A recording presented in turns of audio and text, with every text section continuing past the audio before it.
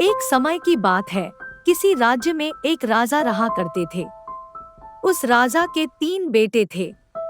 राजा चाहता था कि उसका सबसे काबिल बेटा ही राज्य का उत्तराधिकारी बने और राज्य को संभाले। लेकिन वह समझ नहीं पा रहा था कि अपने तीनों बेटों में से किसको राजगद्दी सौंपे। राजा ने इस विषय में बहुत सोच विचार किया। उसने अपने तीनों बेटों को बुलाया और कहा, मेरे पास तुम तीनों के लिए एक सवाल है। सोच समझकर उत्तर दीजिएगा। अगर तुम लोगों के सामने एक गुनाहगार खड़ा हो तो तुम उसके साथ क्या करोगे? राजा के पहले बेटे ने जवाब दिया, पिताजी, उसको सजा में मौत देनी चाहिए। दूसरे बेटे ने कहा, उसको कालकोठरी में बंद कर देना चाहिए।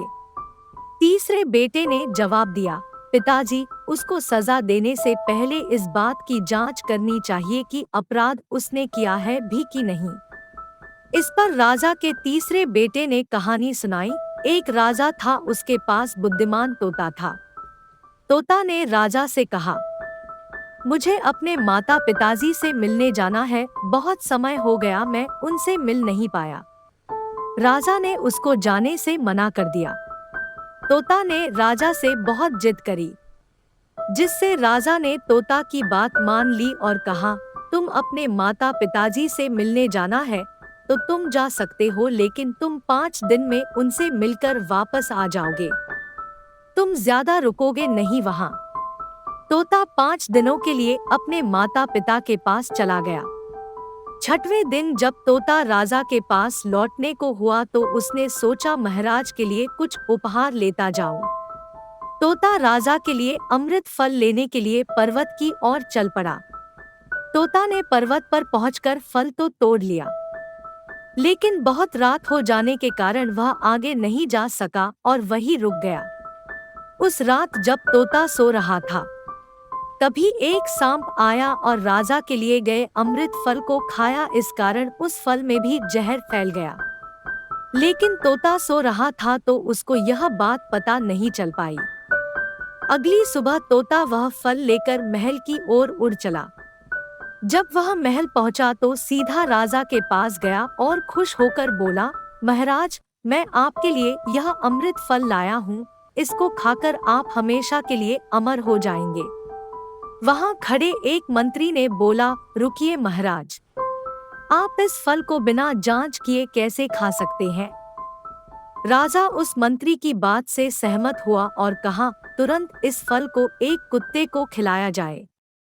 राजा का आदेश पाकर सैनिक ने फल का एक टुकड़ा कुत्ते को खिलाया। फल खाते ही कुत्ते की मौत हो गई। यह देखकर राजा गुस्से में आग बबूला हो गया। उसने क्रोध में आकर अपनी तलवार निकाली और तोते की गर्दन काट दी।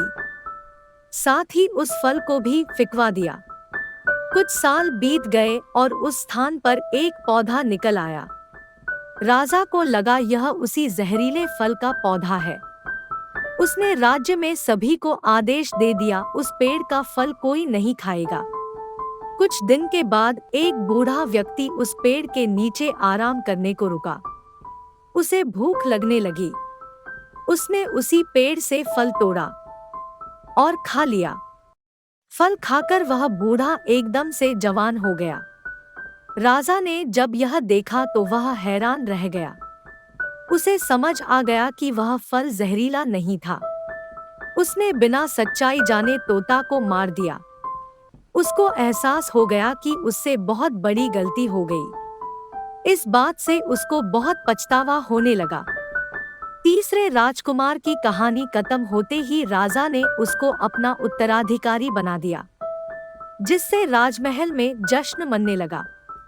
इस कहानी से हमें यह सीख मिलती है कि हमें जांच किए बिना किसी को सजा नहीं देनी चाहिए।